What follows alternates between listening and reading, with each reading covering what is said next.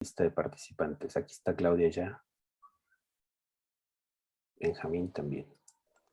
Creo que yo no sé cómo ingresar a la principal. Estamos ya en la principal. Ah, ya. De hecho, ya están aquí nuestros acompañantes. Perfecto. Bueno, pues sin más, podemos dar comienzo a la mesa D3, resultados y oportunidades en el cumplimiento de los Objetivos de Desarrollo Sostenible, ODS. Mi nombre es Fernando Munguía Galeana. Soy profesor de la Facultad de Ciencias Políticas y Sociales de la UNAM y voy a acompañarles como moderador de la mesa. En esta sesión tenemos 4 presentaciones. Ya nos acompañan las y los ponentes. Vamos a respetar el programa tal como ustedes lo conocieron. Entonces, tendremos primero a Beirut Deyanira Zúñiga Santamaría, que viene de Junica, emprendedora y promotora del desarrollo de México, LAP. Nos acompaña también Claudia Carolina Lecruy Enríquez, que va a presentar el trabajo colectivo que escribió junto con María Guadalupe Beltrán Lizárraga.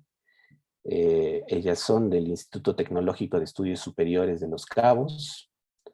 Está también Gloria Lidia Legorreta Navarro, del doctor José María Luis Mora.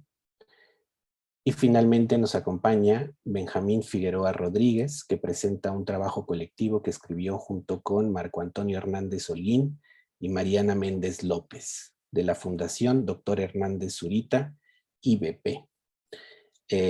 Cada presentación entonces tendrá una duración de 15 minutos. Yo voy a estar pendiente del tiempo para marcarles cuando así sea oportuno, que les faltan 3 minutos para concluir, y que al final podamos tener 10 minutos aproximadamente para intercambio con las y los presentadores. Así que sin más, entonces le damos la palabra a Beirut Deyanira Zúñiga Santamaría, que nos presenta el trabajo Educación para la Vida Sostenible, una oportunidad para las ONG en México, Agenda 2030. Beirut, Hola. por favor. Buenas tardes a todos, bienvenidos a la sala y estaremos charlando un rato sobre los ODS y lo que viene en el contexto de la Agenda 2030. Y bueno, nosotros representamos a la organización Jánicua, emprendedora y promotora del desarrollo de México. Tenemos 10 años que estamos trabajando en Michoacán y hemos venido trabajando líneas de investigación en emprendimiento social, economía solidaria, y esta vez nos adentramos un poquito pues a empezar como a articular todo esto que tiene la agenda y ver qué tan realmente nos estamos apropiando de ella, si tenemos algunos avances y también en qué podemos incidir. Sí, está la presentación completa, ¿me confirman? Sí, perfecto. Ok, entonces nosotros teníamos como primer interés de esta investigación, un segundo que el interés de como organización civil. Bueno, sabemos que con el COVID y por la situación política en la que estamos viviendo nos hemos visto envueltos, por decir así, en implementar nuevas estrategias, en innovar, en sacar un poquito como pues lo que tenemos para ver qué podemos seguir haciendo a favor de nuestro objeto social. Nosotros trabajamos el objeto social de desarrollo comunitario y bueno, todavía hasta hace 3-4 años estamos trabajando muy arduamente en comunidades, tanto rurales, indígenas y zonas vulnerables, y con este entorno que se viene dando políticamente ya nos vimos estando muy limitados, y no tanto de recursos, porque la mayoría somos activistas, la mayoría trabajamos en red, pero el estar en las comunidades se nos ha hecho un poco complejo y un poco pues también delicado, y es un área en la que no vamos a poner en peligro a la personal de la institución.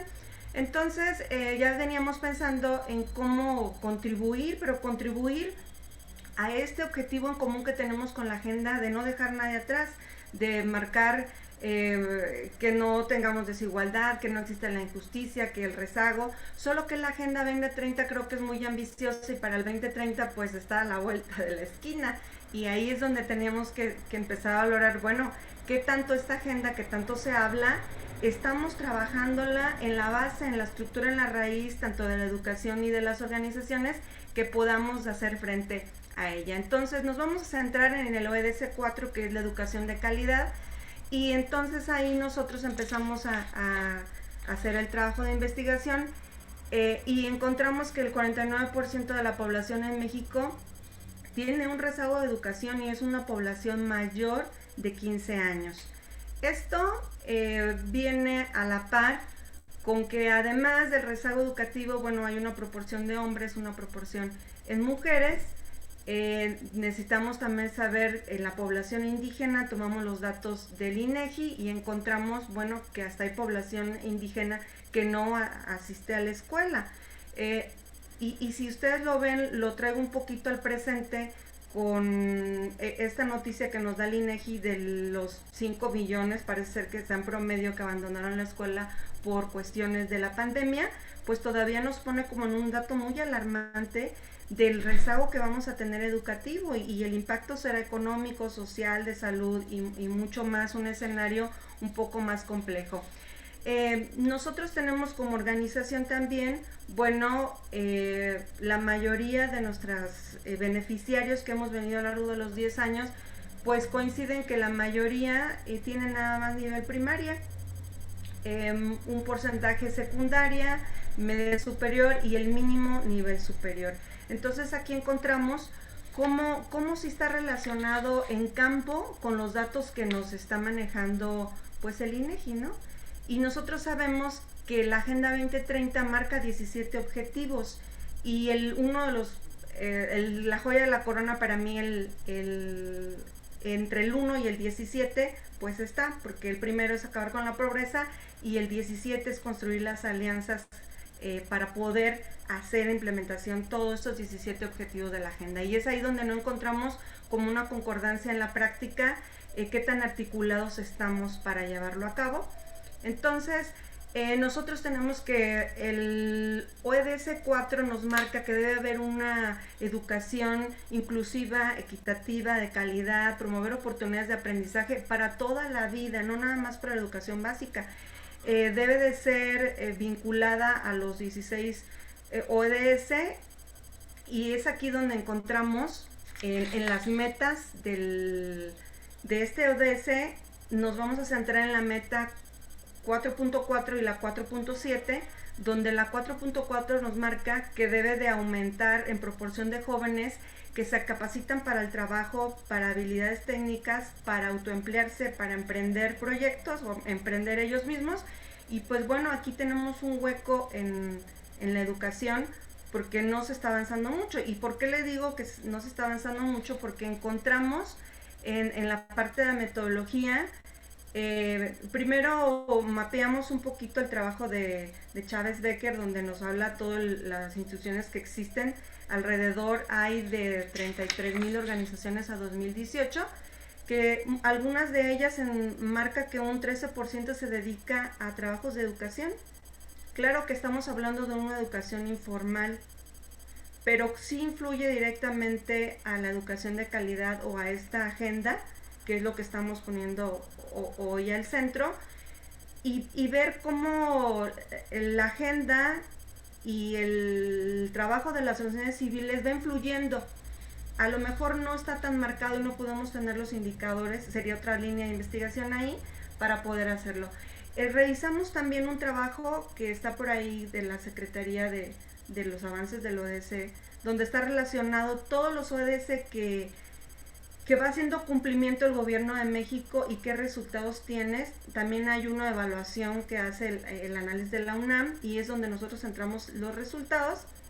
Y es muy importante porque estos manuales, guías y todo lo que estuvimos viendo en la parte de lo que es la investigación cualitativa, encontramos que el 4.4 y el 4.7 no hay avances. En los otros metas podemos mencionarles en general, pues bueno, que tengan educación básica, que vaya en aumento, cosa que sí se está dando en México, ha crecido el porcentaje, vamos, datos antes de la pandemia, pero donde no se está encontrando y hacen un llamado ahí y una nota roja en la evaluación, es que el 4.7, el que tiene que ver con una educación sostenible, no tenemos en México. No hay un programa que nos marque, ni una legislación educativa que nos diga en la educación primaria debe haber contenidos que marquen dentro de la Agenda 2030 los 17 ODS. De hecho, las instituciones, algunas particulares que lo hacen por forma que ellos en su modelo lo están marcando, no porque el gobierno o la Secretaría de Educación se los esté marcando.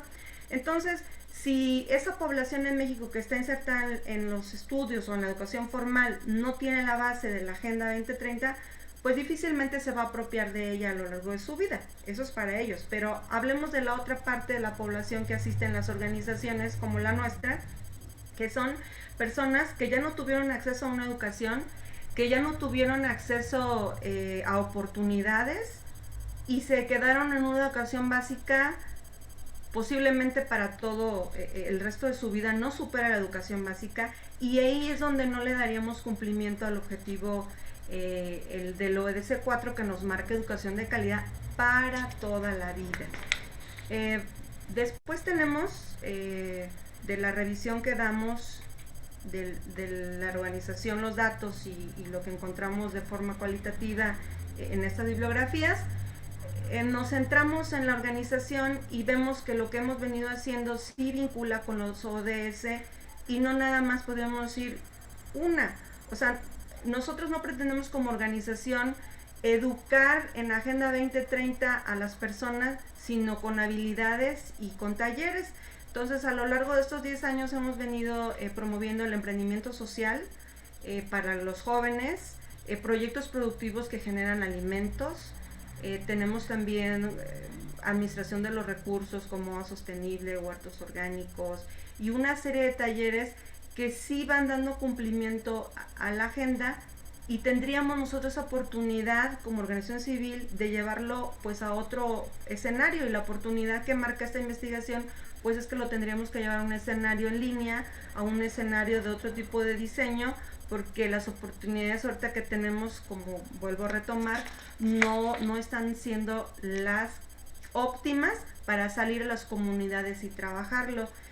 Nos estamos encontrando con varias limitantes, por no darles la lista de las limitantes que no nos están dejando llegar a las comunidades, y esta mucho marca que son la cuestión de la política pública en México. Y además la tecnología, nosotros tratamos de tener el mismo diseño de talleres, ya los tenemos en línea, ya los estamos empezando a promover, pero desafortunadamente la mayoría del perfil de nuestros beneficiarios no cuenta con internet. Entonces veamos que sí estamos en un paso atrás como sociedad, y esperemos que pronto, cuando se vaya ingresando más gente a la tecnología, tenga oportunidades de formación en este tipo, una formación para la vida sostenible, donde implique el cuidado del agua, donde implique un crecimiento económico, donde implique cuestiones del medio ambiente, que son básicas para que se dé cumplimiento a toda la agenda y para hacerlo. Y como les digo, las únicas oportunidades que tenemos ahorita en el ODS 17 son las alianzas entre organizaciones civiles, entre nuestros propios grupos, poder hacer las alianzas para poder hacer frente y llegar a más personas, porque vamos a tener jóvenes que dejaron la escuela y que posiblemente ni se van a autoemplear ni van a continuar con sus estudios. Entonces, entre la principal hallazgos de esta investigación, pues encontramos que sí contamos con una gran población en México de organizaciones civiles, que no es suficiente. Cabe resaltar que tenemos, por cada 100,000 habitantes existen 33 organizaciones civiles, que sería pues muy poco comparado con otros países, pues estamos un poquito rezagados en ese aspecto, y que implica también cuestiones en marco fiscal y legal, que no podemos hacer un modelo sostenible las organizaciones para poder contribuir a... 3 minutos restantes, Beirut. Ok, Gracias. tenemos oportunidad como organización civil de desarrollar contenidos nuevos, de dirigirlos a nuevos sectores de la población, de promoverlos y de llevar una formación de educación de calidad formada para la vida. Ya lo vimos ahora en la pandemia, el hecho de no saber cuidar el agua, el hecho de no comer bien, no conocer nuestra cocina sostenible mexicana, en muchas cosas están centradas que no aprendimos en la escuela, lo aprendimos a lo largo de la vida, entonces talleres personas creemos que servirá de mucho. Entonces esto el legislar a favor de la educación, por ahí lo menciona en este análisis que encontramos de la UNAM, que debe de haber una legislación obligatoria para que en los contenidos de la educación esté marcado la Agenda 2030.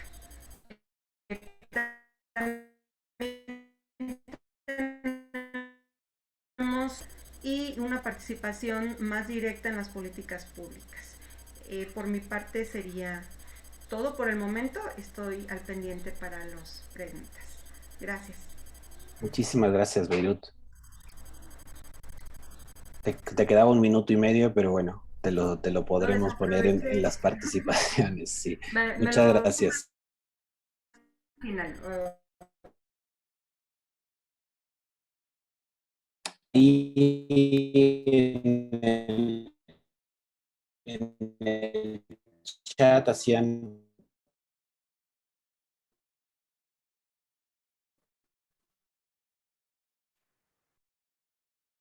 Uy, yo los dejé de ver.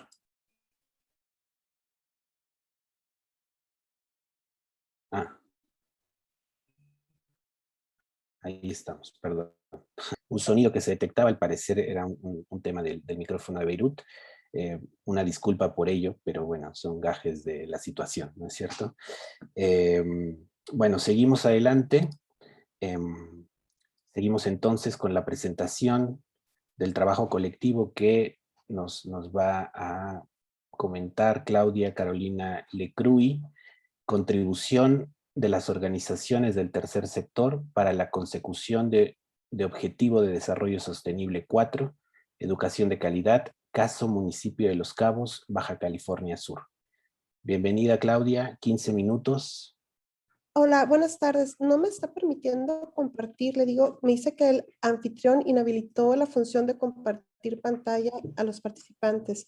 Ahí, claro, como entonces participante. seguramente la gente de staff que están como anfitriones nos pueden ayudar a ello. Por favor. Claro que sí. Gracias.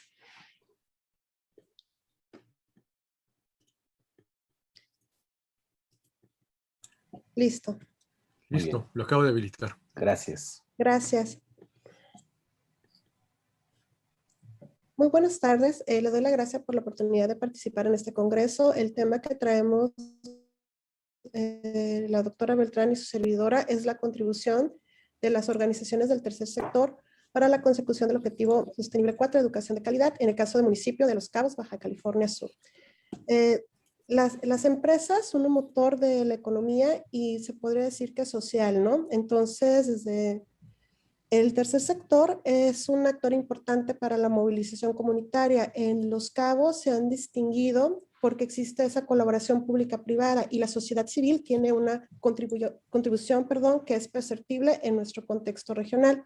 Cuando hablamos de la Agenda 2030, ellos consideran que las empresas, hoy más que antes, tienen un papel importante para la consecución de esos 17 objetivos, que tienen 169 metas y son un marco que permite la inclusión del desarrollo sustentable en cualquier ámbito de la vida. Son por decisión propia de los organismos que los deciden tomar. Nosotros vamos a trabajar con el ODS 4, que es el de educación de calidad, en concreto con la meta 4.3, que nos hace referencia del acceso igualitario para capacitación técnica y profesional en la educación superior. ¿Y por qué es importante? Ellos señalan, las Naciones Unidas, que la educación es clave para alcanzar los otros ODS. Los Cabos es el tercer destino turístico más importante del país, con el 8% de llegadas internacionales. Está constituido como destino turístico desde 1976 por Fonatur, o sea, es reciente, 40 años es reciente. forma San José de Cabo, Cabo San Lucas, y un corredor turístico de 33 kilómetros. Tenemos 4 áreas naturales protegidas. Entre destacan sierra, desierto y mar. No solo somos un destino de sol y playa. Y un dato curioso es que hace 20 años pues no habían instituciones de educación superior en Los Cabos. ¿Qué quiere decir? Que todos los hoteles o el sector tendrían que importar personal, reclutarlo del resto del país, y los puestos directivos pues de personal extranjero. A partir del 2000 iniciaron las instituciones de educación superior y hoy en día tienen un tecnológico, la Autónoma y 6 universidades privadas con una matrícula aproximada de 6,324 estudiantes. Si bien la población del municipio es de 33,312 habitantes, somos el municipio más poblado de Baja California Sur, incluso que la ciudad capital, que es La Paz. Eso nos pone en un contexto cuál es la importancia que tiene el destino de Los Cabos a nivel regional y a nivel de destinos turísticos. A pesar de ser tan pequeño, tenemos el 3er lugar nacional. Bueno, entonces, la problemática radica en que con esa alta tasa de migración interna que tenemos de los estados de Guerrero, de Sonora, de Sinaloa, se presentan otras áreas de oportunidad, y entre ellas hay jóvenes que a pesar de tener la vocación, no tienen ese acceso para la educación superior, y hay 2 organizaciones sin fines de lucro, financiadas la mayoría por capital extranjero, que han contribuido a que se lleve a cabo y tengan acceso. Por lo que surge la problemática: ¿cuál es la contribución de esas 2 organizaciones sin fines de lucro que brindan, voy a hacer pequeño esto, sin fines de lucro, que brindan programas de becas a jóvenes universitarios para su formación profesional a través de la percepción de egresados, su experiencia como becario y el contexto profesional? Para ello, se hizo una metodología que es un estudio de caso cualitativo con un alcance descriptivo. Primero se investigaron las páginas corporativas de las 2 organizaciones, casos de éxito que promueven en redes sociales, se contactaron a egresados y se recopilaron estas percepciones y su ubicación actual. Esas 2 organizaciones sin fines de lucro son Building Baja Future y Green Scholarship Program. Se obtuvieron 28 entrevistas de egresados en bola de nieve. Los instrumentos para las 2 organizaciones fueron para las directivas ejecutivas y tenían un corte exploratorio donde nos hablaban sobre su fundación, cómo funciona el programa, qué consecución tienen de los ODS y sus casos de éxito. Se validó con una confiabilidad del 97%, y el cuestionario de 30 preguntas semiestructurado para recopilar en un sistema híbrido cualitativo y cuantitativo tiene un Cronbach de 8.17, y hablamos sobre el perfil actual, percepción de experiencias y el contexto profesional. Como mencioné anteriormente, primero caracterizamos las organizaciones, posteriormente obtuvimos la entrevista con la directora ejecutiva de Building Baja Futures, y de enero a marzo de este año fuimos concluyendo las 28 entrevistas. Ya que se obtuvo toda la información, se realizó una matriz de categorización de variables sobre cuáles son las metas del ODS 4, y con un indicador de desempeño se midió cuál era la aportación que tenían. Cabe destacar que ninguna de las 2 organizaciones, que es parte de los resultados, llevan indicadores de desempeño en función de la agenda, por lo cual eso es la aportación de este trabajo. Bueno, antes de entrar a lo que son los principales hallazgos del perfil de los estudiantes, les voy a comentar de las 2 organizaciones. La primera, Building Baja Future. Desde el 2006 empezaron a ayudar, pero a partir del 2012 se formaron formalmente como una organización sin fines de lucro. El programa consiste en que les dan ayuda económica, talleres para la vida, promoción de valores, ayuda psicosocial. Tienen un programa para desarrollo de competencias para estudiantes destacados y otro para estudiantes con necesidades de aprendizaje. Para ingresar al programa, los jóvenes tienen que tener un promedio de 85% y desarrollar habilidades no solo de conocimiento, sino actitudinales. Cada año lanzan la convocatoria y se seleccionan a los mejores perfiles que cumplen con todos los requisitos. Ellos contribuyen a la comunidad adicional, dando lo que son seminarios, conferencias, donaciones o apoyando en diversas fundaciones, que ese es otro tema. Los hoteles tienen muchas fundaciones de apoyo. Bueno, el otro empresa se llama Green Scholarship Program. Ellos están desde el 2004 y tienen 3 programas. El Becas Green, que trabaja con dándoles matrículas y seminarios para la vida. Para ingresar al programa, los estudiantes deben de tener un promedio de 90, no tener hijos, y es muy importante que tengan la disponibilidad de aprender el idioma inglés durante su proceso de educación profesional, ya que ellos, la visión del programa es que sean profesionistas cualificados que contribuyan a la región. Y el otro programa que manejan es el programa de hospitalidad. Ahí son para jóvenes de 15 años hasta 25, donde les dan talleres y capacitación en un programa de 12 semanas para que ellos puedan lograr una inserción laboral positiva. Y tienen un programa que se llama de biología marina, donde becan a los estudiantes en colaboración con la Universidad Autónoma de Baja California Sur, pero es una beca completa, desde manutención, alimento, transportación y todo lo que requieran para estudiar biología marina. Entonces, ambas organizaciones tienen a sus becarios que hoy en día son profesionales. Y a partir de eso voy a explicar cuáles fueron los principales hallazgos. Bueno, el 71% son mujeres, del 29% son hombres. Un dato de interés que refleja una contribución importante es que el 76% de ellos son el primer miembro en concluir la formación profesional y el 24% restante es el segundo miembro. Es decir, que realmente le están dando esa inclusión. Los perfiles tienen que ver con nuestra región: contador público, administración, arquitectura, ingeniería electromecánica, gastronomía, criminología, psicología, biología marina, sistemas computacionales, abogados. Actualmente tienen incluso estudiantes que están fuera con carreras de ingeniería de videojuegos o medicina, que no son carreras que están en la región. Ellos asignan la beca, si está en la región, se quedan en la región. Si no está aquí en Los Cabos, se va a La Paz. Si no está en La Paz, a donde tengan que irse a nivel nacional. Un dato importante de aquí, del perfil que tienen, es que el 72% estudió en un tecnológico, el 2% en la autónoma, el resto en universidades privadas, de los cuales el 60% se encuentra en su contexto profesional en la regional, 20% nacional, y el resto está con un trabajo remunerado en el extranjero con relación a su profesión. Ahora, en la experiencia como becario, resaltan 100% recomendaría participar en el programa y consideran que les desarrollaron competencias actitudinales, de conocimientos y procedimentales. Es decir, recibieron una formación integral más allá de no solo pagar la matrícula. Un dato interesante, se les preguntó que cuál sería su experiencia como becario y se seleccionaron en la nube de palabras, se ingresaron a la nube de palabras y surgieron esto, que concuerda con la opinión.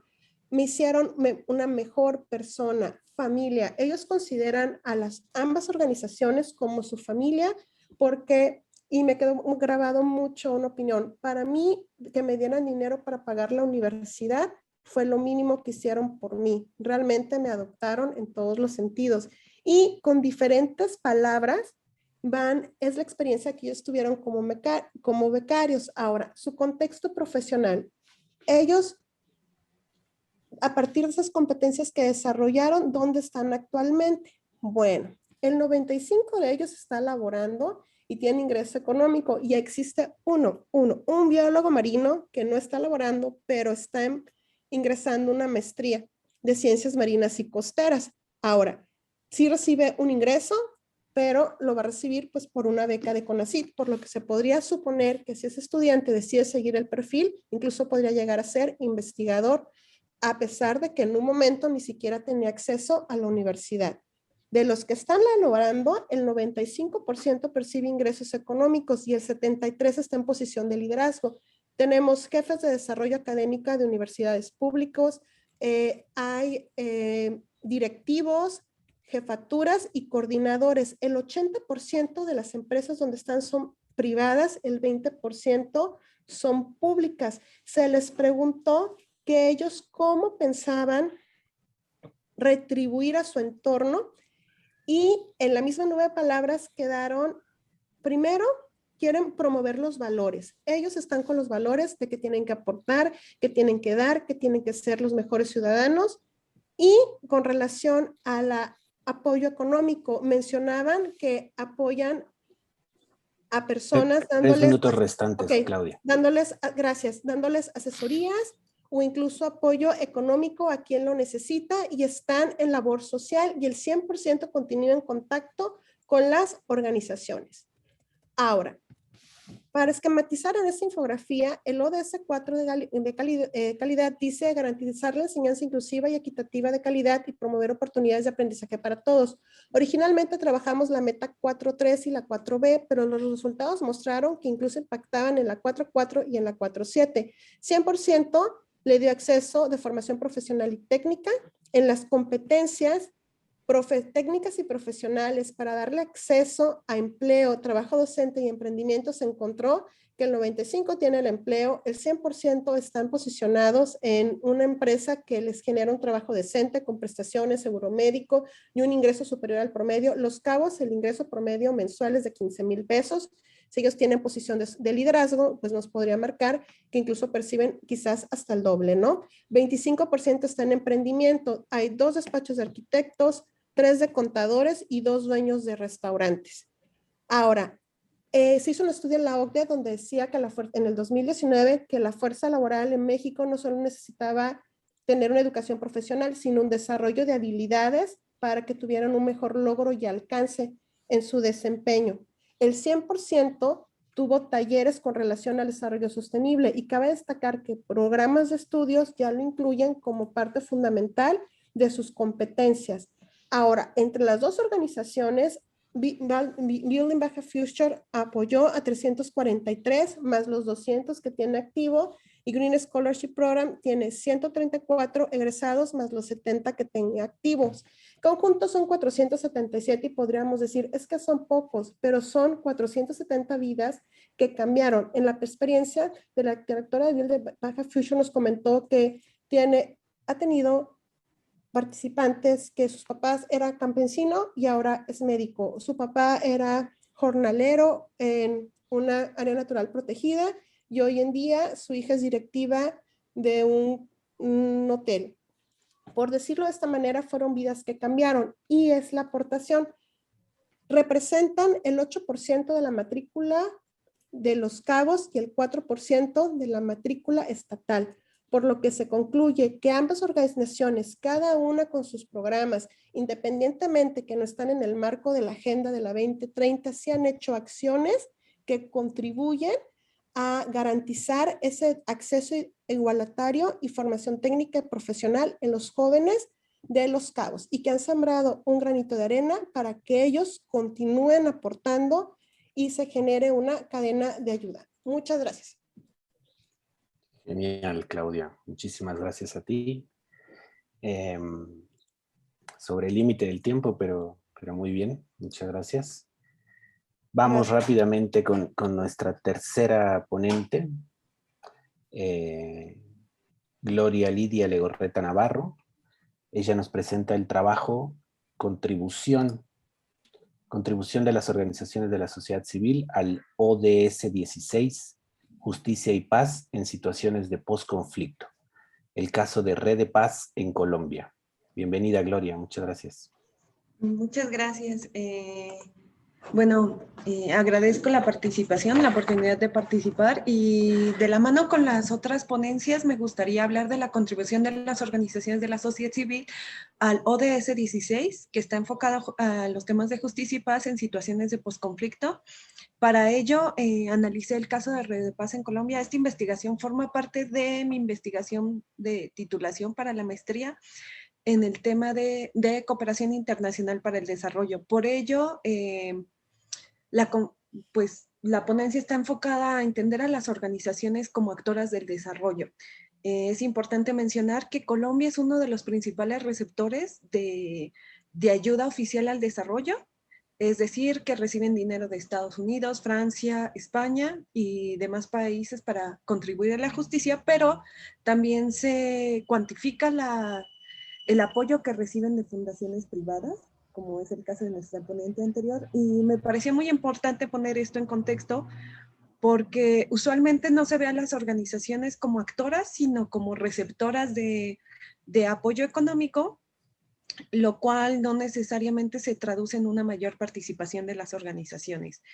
En contexto, de manera general, en 2016 se firma el acuerdo de paz entre las FARC y el gobierno de Juan Manuel Santos, el cual es un acuerdo final para la terminación del conflicto y la construcción de una paz estable y duradera. Este acuerdo incluye 5 ejes temáticos para el diseño de planes de desarrollo territorial en las zonas más afectadas por el conflicto. No solamente es un acuerdo de dejación de armas, sino también de restitución y de restauración tanto del tejido social como de las tierras de las víctimas. De hecho, es bastante interesante porque es el primer acuerdo que cuenta con perspectiva de género y se le da un mayor peso a la toma de decisiones de las víctimas. La negociación de este acuerdo se da en 2 fases. La primera es secreta y se da de comunicación entre el gobierno nacional y las FARC. Y la segunda es abierta y cuenta con la participación de la sociedad civil, quienes dieron más de 66,000 observaciones al documento. De las primeras cosas, como al igual que la Agenda 2030, se da inicio en el 2016, entonces el gobierno nacional de Colombia sí logra hacer una alineación entre los acuerdos y el ODS y los ODS. No es solamente el ODS 16, sin embargo, sí logran que los 5 temas importantes para los planes territoriales estén alineados con casi todos los puntos en el ODS 16 y eso es bastante rescatable porque fueron de los primeros que tuvieron en sus planes nacionales y también sus planes sectoriales alineados.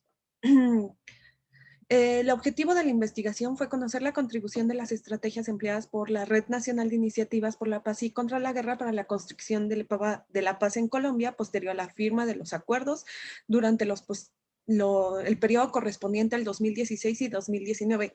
Como abordaré más adelante, Redepaz es una organización ya consolidada. En Colombia fue fundada en 1993 y en realidad es una organización o es una red de segunda base en la que participan 115 organizaciones a nivel territorial actualmente. Cuenta con 25 mesas locales.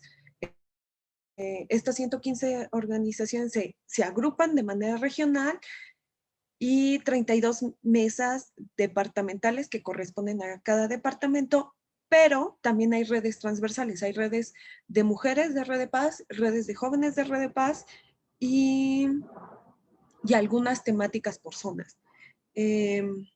Además cuenta con una presidencia colegiada, una coordinación política y un comité de veeduría que es el encargado de analizar el trabajo que realizan las 25 mesas. Para esta investigación se llevó a cabo se retomó la metodología de investigación mixta, se llevó a cabo la revisión de fuentes, consultas de documentos internos de Red de Paz, hubo trabajo de campo, pues realicé una práctica institucional, tanto en el área de proyectos, pero también contribuí en el área de pedagogías para la paz.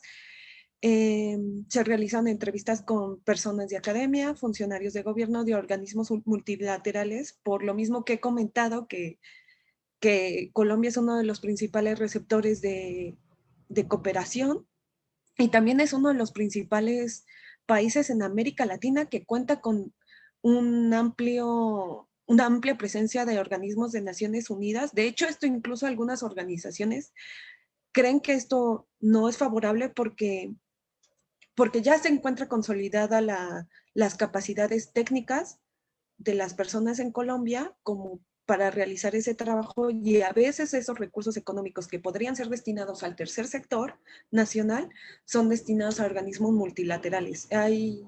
Cuentan con una presencia de 27 organismos en todo el país, ¿no?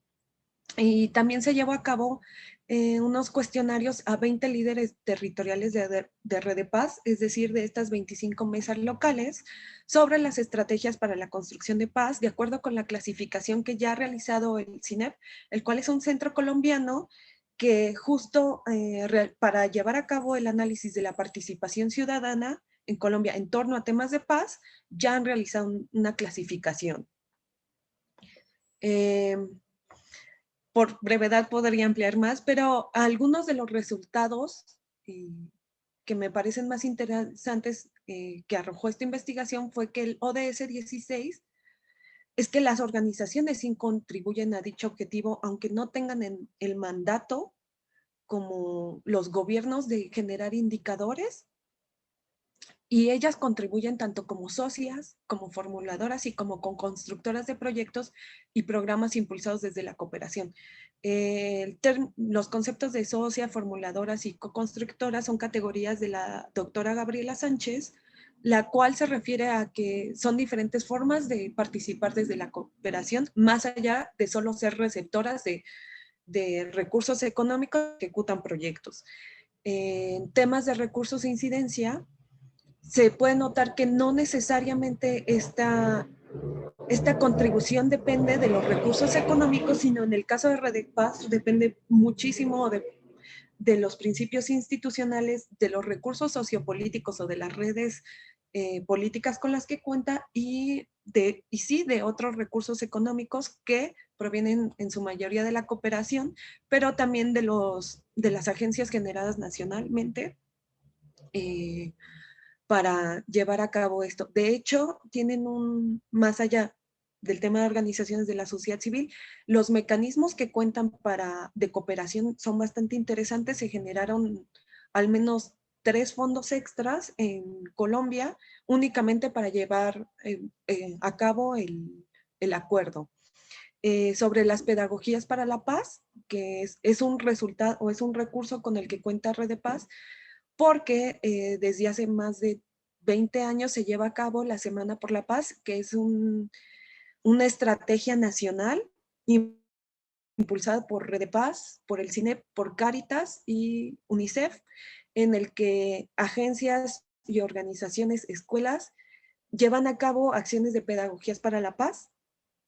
Particularmente la organización es interesante que ellos han generado un enfoque de memoria transformadora que contribuye a la restauración del tejido social sin revictimizar a las comunidades. Lo que decían ellos es, bueno, cómo pasar de ser víctimas del conflicto desde todos los bandos, ¿no? Desde aquellos que pertenecían a las guerrillas, desde aquellos que fueron afectados por guerrillas o por paramilitares, como algunos líderes sociales independientes, ¿no? Y en el contexto del conflicto armado o de post-conflicto, han surgido otro tipo de amenazas, específicamente aquellas a líderes comunitarios. Ha sido uno de los principales retos que han encontrado las organizaciones a nivel territorial, y por ello se han generado redes de autoprotección entre líderes e incluso con las guardias ancestrales indígenas, y se ha hecho un llamado a la protección institucional.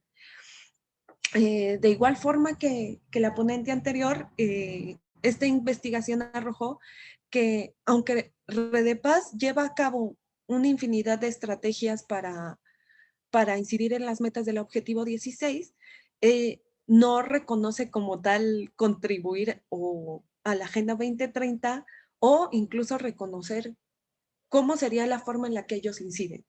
Esta fue una de las contribuciones que se pudo hacer con la investigación, pues al encontrar que había ciertas estrategias, pues las organizaciones contribuyen, aunque no necesariamente a favor del gobierno. En algunos casos, las estrategias contribuyen, pero siendo como grupos de presión frente a las acciones que están tomando el gobierno. En otros casos, contribuyen siendo ejecutoras, sí, de programas y formuladoras. Por ejemplo, trabajan mucho de la mano con UNICEF, especialmente en el territorio, y con PNUD en el caso de proyectos productivos.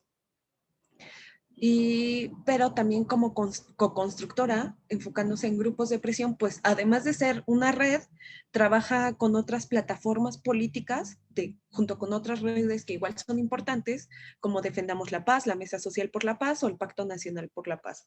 De igual forma, Redepaz se ha ganado espacios en el Consejo Nacional de Paz, tanto en el, lleva la presidencia de jóvenes y la secretaría técnica.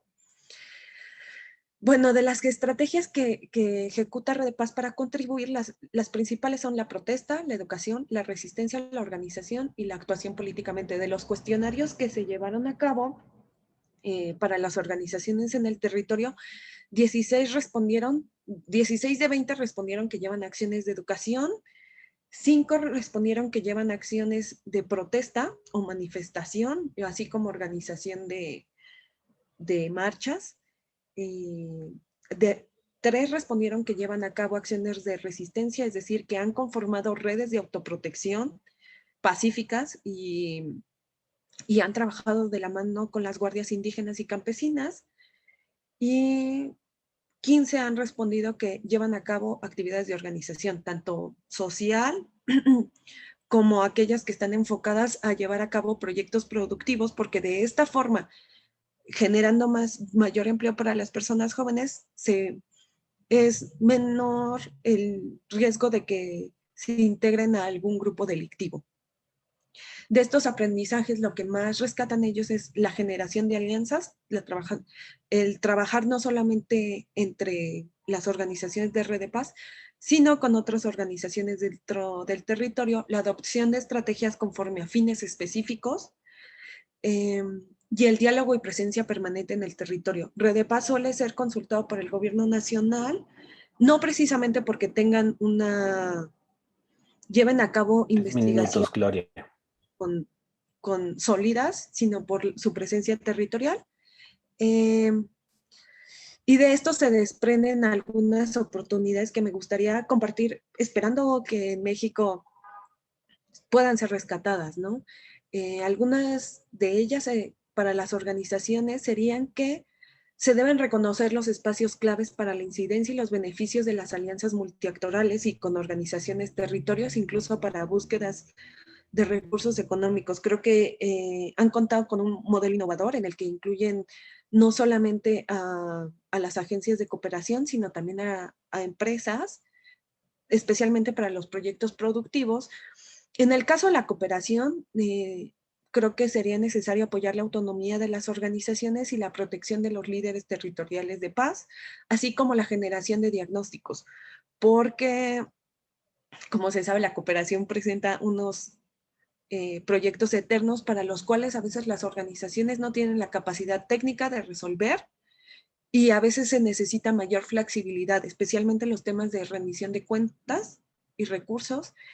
En el caso de la Agenda 2030, creo que aunque las organizaciones reconozcan o sus acciones contribuyen al logro del ODS, se necesita ampliar la difusión y para lograr la apropiación por parte de las organizaciones.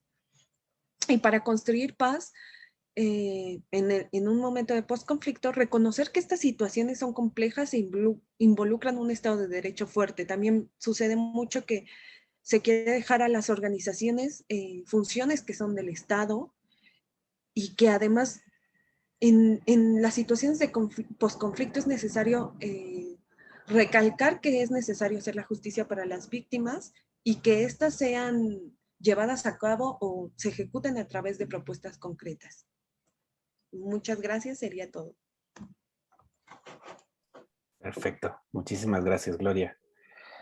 Bien, vamos a avanzar en nuestra última ponencia, pero antes quiero decirles que en el chat pueden, por favor, las y los asistentes a esta sesión, escribir sus preguntas a las y el ponente para que hacia el final de esta última intervención que vamos a tener podamos dar lectura y demos espacio a ese diálogo. Bueno, está abierto el chat para quien quiera entonces. Damos entonces la bienvenida a Benjamín Figueroa Rodríguez, que nos presenta este trabajo colectivo, los resultados a nivel de efecto de la intervención social del programa de oftalmología de la Fundación Dr. Hernández Zurita en la sede de Cosamaloapan, Veracruz, y su contribución a los ODS de la Agenda 2030. Bienvenido, Benjamín. 15 minutos. Muchas gracias. Muy buenas tardes a todas y todos. Soy Benjamín Figueroa, un consultor externo que contribuye en el fortalecimiento organizacional de la Fundación Dr. Hernández Zurita, IBP, que tiene presencia en el estado de Veracruz, es originaria del estado de Veracruz, y pues les voy a compartir mi presentación.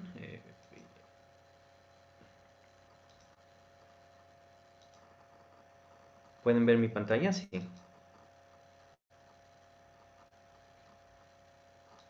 Ok. Bueno. Este trabajo lleva por título los resultados a nivel de efecto de la intervención social del programa de oftalmología de la Fundación Dr. Hernández Zurita en su sede de Cosamaloapan, Veracruz, y su contribución a los objetivos de desarrollo sostenible de la Agenda 2030. Como antecedente les puedo decir que esta fundación fue construida en el 2003 y que actualmente cuenta con 9 sedes, es decir, tiene una cobertura de 9 de las 10 regiones en las que se divide económicamente el estado de Veracruz, teniendo presencia en Acayucan, Coatepec, Cosamaloapan, Emiliano Carranza, Mariano Escobedo, Misantla, Tierra Blanca, Jalapa y Chicontepec en el norte.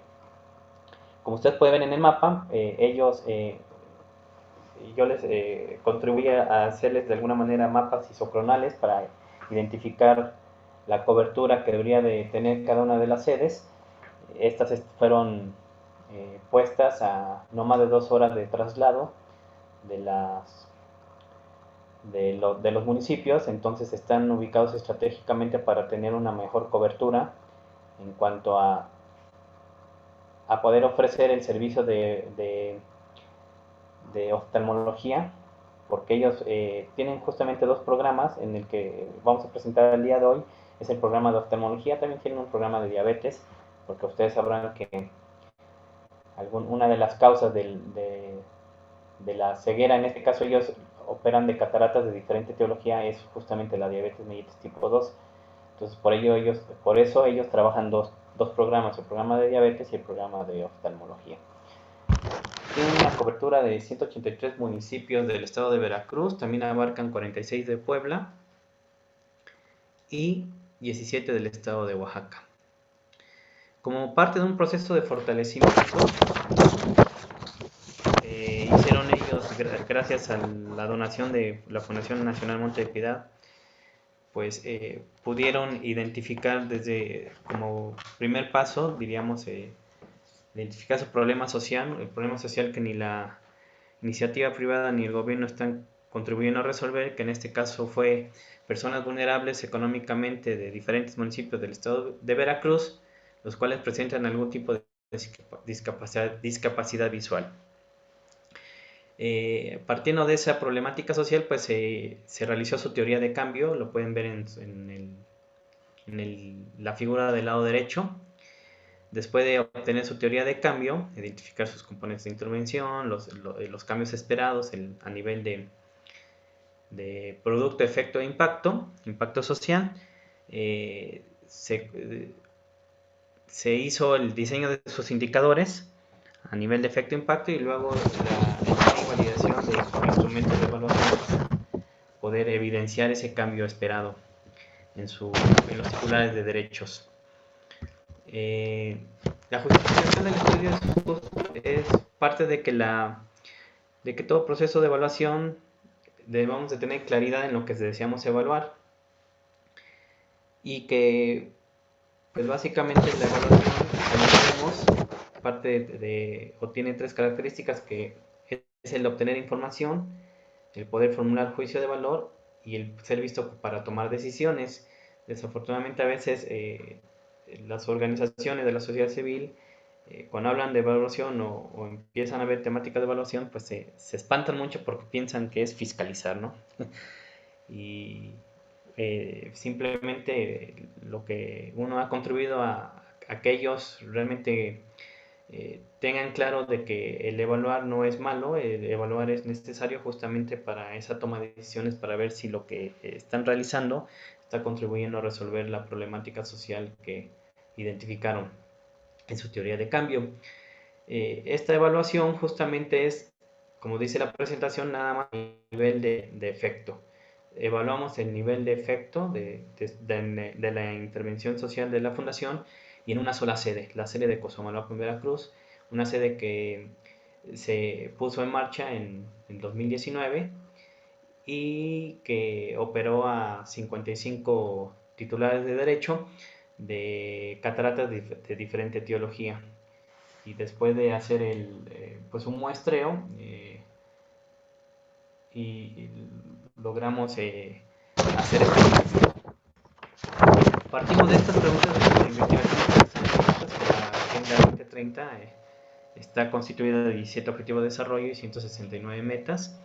Y partimos de nuestras preguntas, que fueron dos. La primera es: ¿la intervención social de la Fundación contribuyó a reducir las desigualdades de una población con discapacidad visual en el estado de Veracruz? Y la segunda, que si se contribuyó así a alguno de los objetivos de la Agenda 2030. La metodología empleada para esta evaluación es la evaluación ex post, es decir, es después de la intervención. Es del tipo cuantitativo porque pues justamente se diseñaron instrumentos psicométricos cabe mencionar que son de diseño propio. Pasamos por un largo proceso de fiabilidad y validez para poder lograrlo. Son varios instrumentos los que se hicieron, se pilotearon, y pues la fiabilidad es el que nos permite poder replicar la aplicación de los instrumentos, y la validez es el que nos dice si el instrumento mide lo que tiene que medir, el constructo que estamos tratando de medir. Fue un proceso largo de casi 2 años. Se pilotearon a más de 1000 pacientes de las diferentes sedes para que justamente tuviéramos, fue una muestra, diríamos, bien estratificada en cuanto a cobertura, porque ustedes sabrán que pues aunque el estado de Veracruz es muy amplio y hay muchos contextos que hay que considerar a la hora de diseñar un instrumento.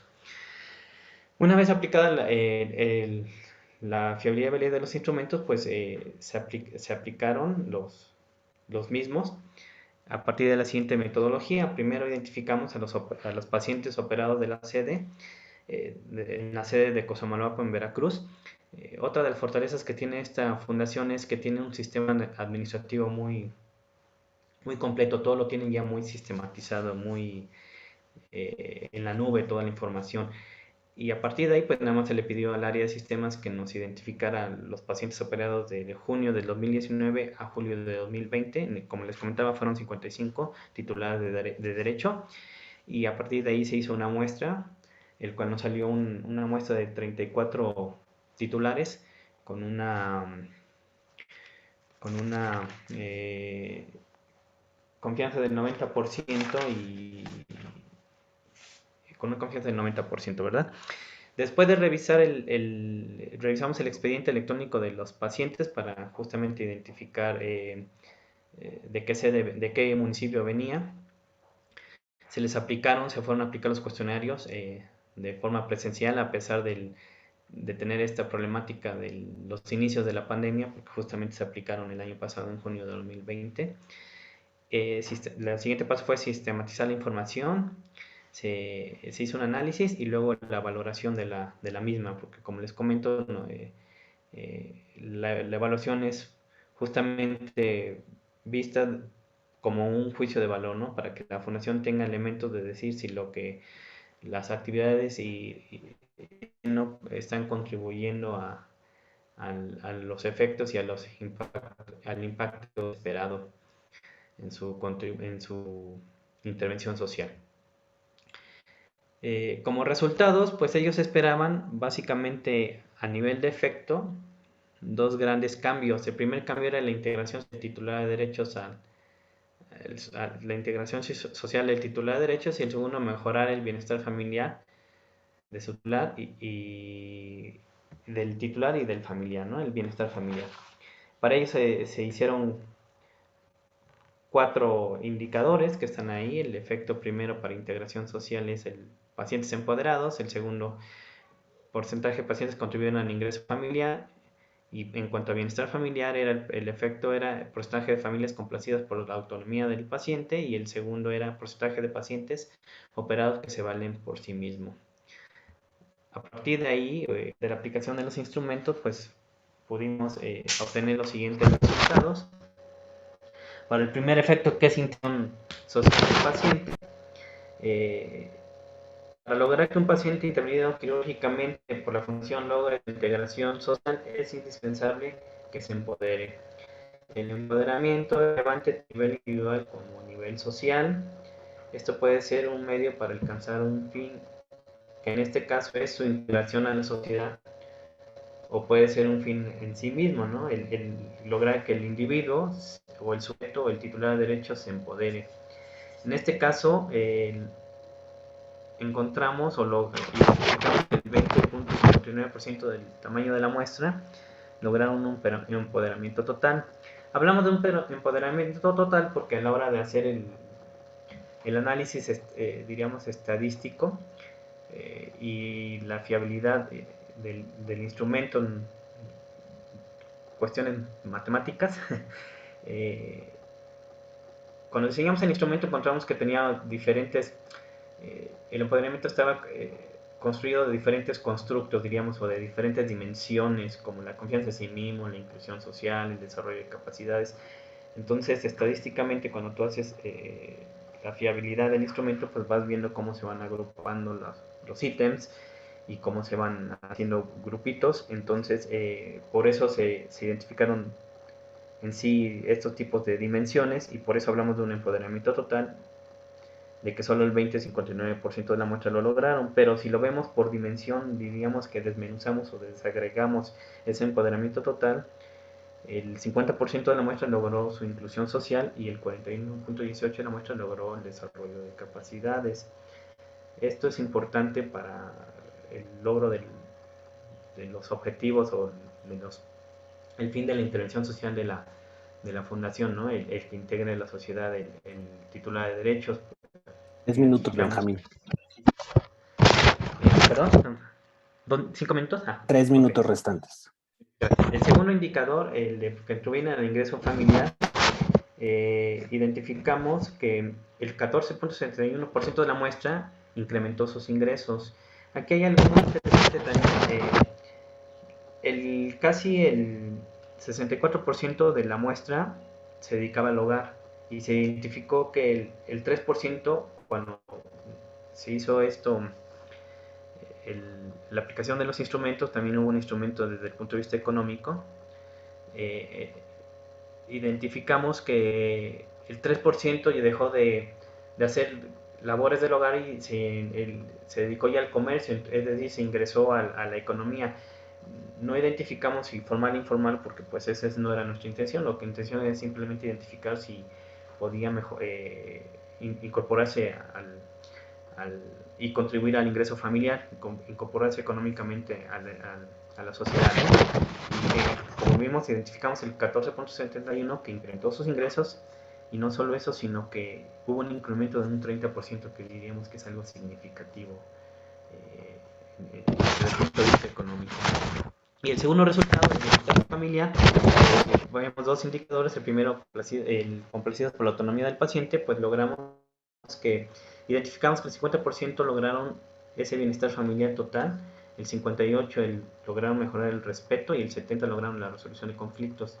Y en cuanto al indicador número 2, pacientes operados que se valen por sí mismos, el 61.76 lograron una autonomía personal, y el 65% cuidado personal y mejoran la comunicación familiar. Mientras que el 70-59 lograron desplazamiento por sí mismo, que diríamos que logra mayor independencia.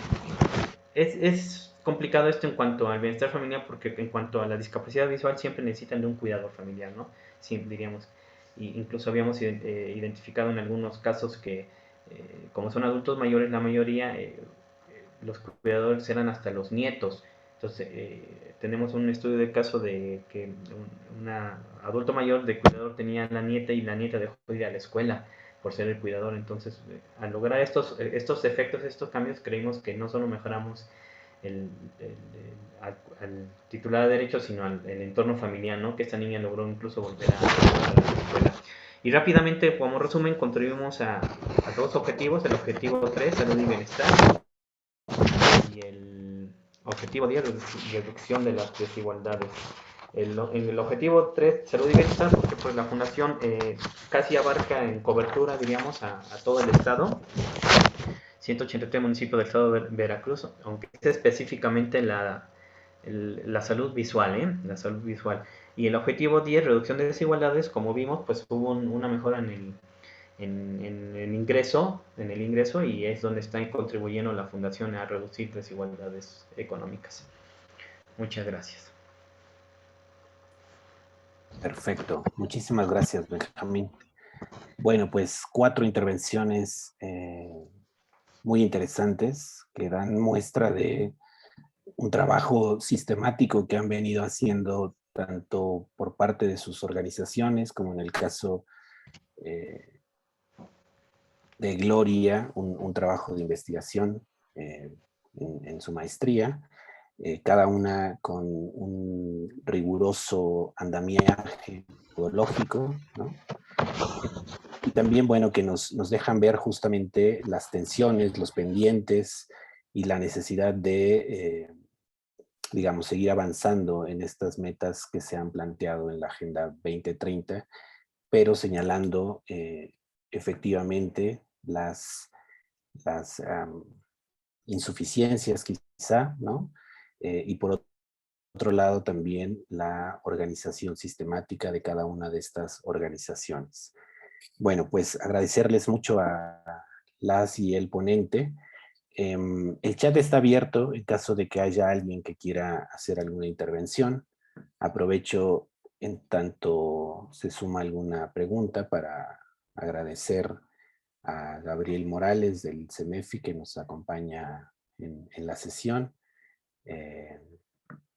toda la organización y el soporte también de la UTLAP que han dado en conjunto, han albergado este 20º Congreso de Investigación sobre el Tercer Sector.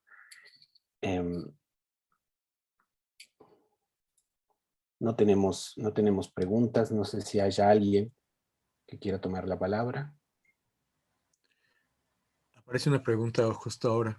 Ah, perfecto. Aquí Enrique Burton plantea, y es una pregunta abierta para quien la desee contestar. En general, dice, los sujetos analizados en los estudios estaban conscientes de sus contribuciones a los ODS o fue hasta la realización de los estudios que adquirieron conciencia de ello. Una pregunta muy, muy oportuna, ¿no? Benjamín nos levanta la mano y después si alguien más de las ponentes quiere hacer su contribución, bienvenida. Benjamín, por favor. Sí, muchas gracias.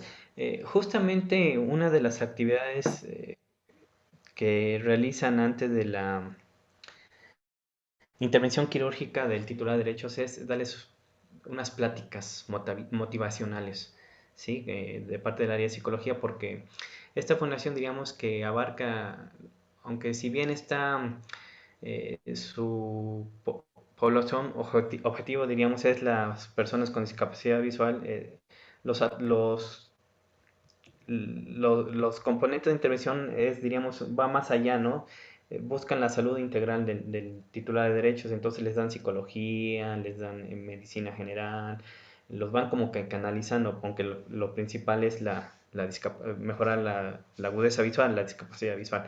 Contribuyen a mejorar porque muchas veces, pues dependiendo de su grado de discapacidad visual, no puedes contribuir mucho, diríamos, ¿no? A veces, desafortunadamente, porque pues así es la naturaleza.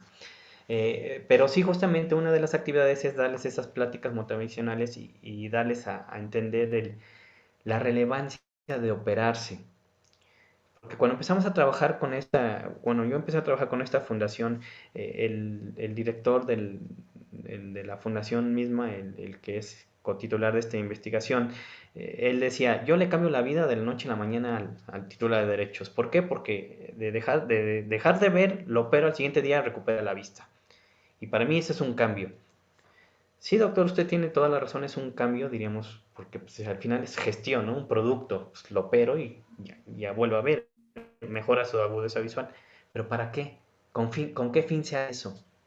¿Con qué fin va a usted a operar a un titular de derechos? ¿Para que esté nuevamente en el sillón? ¿Para que tenga todavía codependencia? No, es para ¿qué hacía antes? Justamente se les plantea y se les pregunta en el estudio económico, ¿a qué se dedicaba antes de tener la discapacidad? Muchos eran comerciantes, muchos eran vendedores ambulantes. Entonces, ¿con qué fin buscamos el contribuir a mejorar su discapacidad? Pues es justamente reincorporarlos a la sociedad, que vuelvan a trabajar, que vuelvan a ser productivos. Y todo eso, pues hay que dárselos a conocer antes de intervenirlos, porque ya después de dos o tres consultas de seguimiento y ya después ya no los vuelves a ver, no los encuentras más, ¿no? Como en todo proceso a veces, desafortunadamente. Entonces todo eso hay que trabajarlo antes, darles a conocer realmente qué es con qué fin se hace esto, no nada más de meramente recuperar la vista, sino el fin es un fin superior, que los incorpores a la sociedad desde el punto de vista no solo social, sino económico. Muchas gracias, Benjamín. No sé si alguna otra de las ponentes, María Guadalupe, había levantado la mano, que es coautora del trabajo que nos presentó Claudia Lacruy. María Guadalupe, tu micrófono. Ahí está.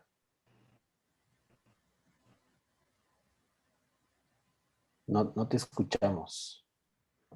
O yo no la escucho, no sé si es... No se escucha. No se escucha. Ya, Ya. ok. Creo que si cierras tu video, puede mejorar el audio.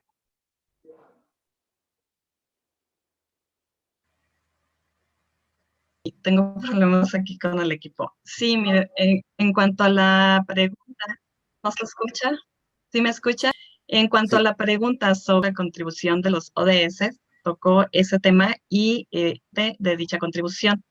Sí, sin embargo, el otro sujeto entrevistado no estaba totalmente consciente, digamos, ni parcialmente de la contribución de la organización a los ODS. No sé si me escuché. Sí, te escuchamos, María Guadalupe. Muy bien, muchas gracias. Beirut, Gloria. Adelante, Gloria. Sí, de hecho, una de las deficiencias que encontré fue que la organización no sabía de la existencia de una agenda, pero no de los ODS ni de su aplicación. Entonces sí fue difícil para ellos saber cómo contribuían.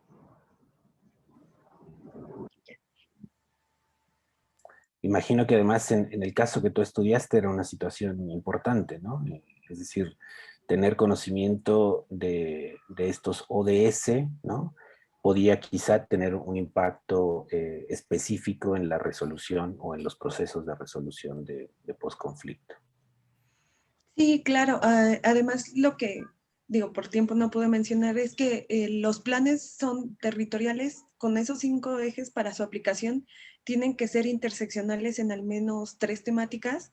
Entonces, muchos incluso estaban enfocados a la generación de infraestructura, de escuelas, de hospitales, en zonas en las que no podían acceder porque antes estaba la guerrilla. Entonces, se tenían que hacer planes de construcción de paz de la mano, pero los agentes de paz no lo conocían. Entonces, sí complicaba mucho que ellos mismos se vieran como personas que contribuyen. Muchísimas gracias, Gloria. Beirut. un comentario sobre esto. Sí, un comentario rápido, justo lo que decíamos, que la mayoría de la población que está beneficiaria en las organizaciones no conoce la agenda, no ha tenido la oportunidad, ya sea por el nivel de estudio, porque la agenda no tiene mucha pertenencia en los países de Latinoamérica. Entonces es por eso que no se sabe. En el caso de nosotros, se aplica esta encuesta nada más para saber el nivel de estudio de los beneficiarios, pero en la observación de estos beneficiarios cuando asisten a los talleres o cuando estamos en algún proceso de formación, no conocen la agenda. Hay que darles un poquito de explicación, un poquito de empezar a promoverla entre ellos. Es algo muy novedoso para ellos cuando uno les dice, existe una base de tales objetivos donde más de 150 países están firmados y están comprometidos. Entonces es donde tenemos mucha oportunidad como organización civil de promover la agenda de desarrollo para llegar a más población, sobre todo la que no está incorporada al sistema educativo.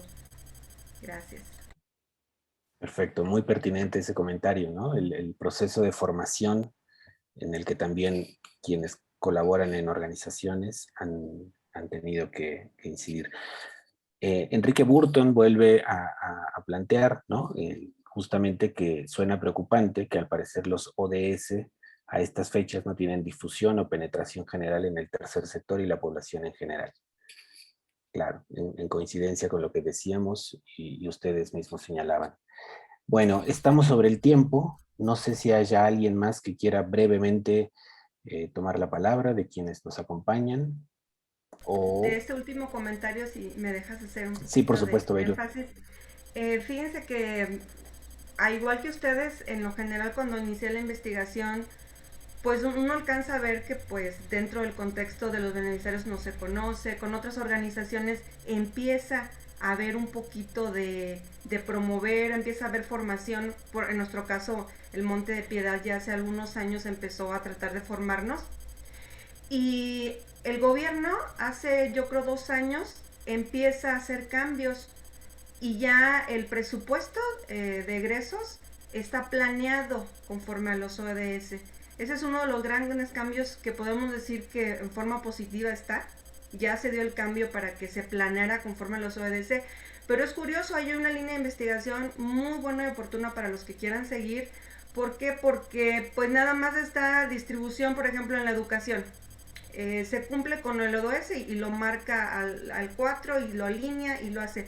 Pero realmente no da el segundo paso, que es evaluar los indicadores, qué resultados están, si sí vamos por el lugar, los programas que se están promoviendo. Entonces hay un gran oportunidad y un hueco ahí donde podríamos darle seguimiento para ver si esta Agenda 2030 el gobierno la está tomando como una forma de implementar y no como el primer paso, como para déjenme en paz, ¿no? Estoy empezando a hacerlo. Creo que ahí es donde podríamos hacer como sociedad un poquito de presión y decir, queremos ver la Agenda 30 establecida pues en la educación, en el trabajo, en las instituciones. Entonces poco a poco vamos un poquito hacia allá, pero sí nos falta un poquito más de echarle más trabajito a todos. Gracias. Perfecto, gracias. Benjamín, brevemente. Sí, coincido con lo que dice Beirut. Básicamente las organizaciones o el mismo gobierno se quedan nada más en los objetivos de desarrollo sostenible, pero a nivel de producto, ¿no? De gestión. Y no ven a veces más allá de buscar realmente el identificar el efecto y el impacto social de las organizaciones o de los programas federales o lo que sea. Y es ahí donde es la relevancia de evaluar, ¿no? De hacer las evaluaciones pertinentes.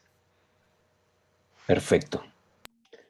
Pues muchas gracias a todas y todos, las y el ponente y las y los participantes en esta sesión.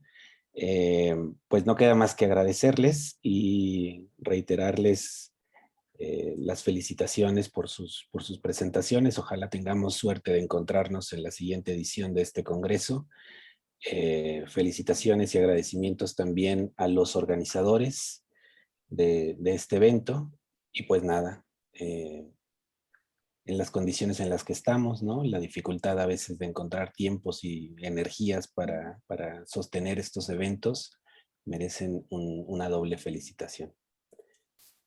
Les agradezco y estamos en comunicación.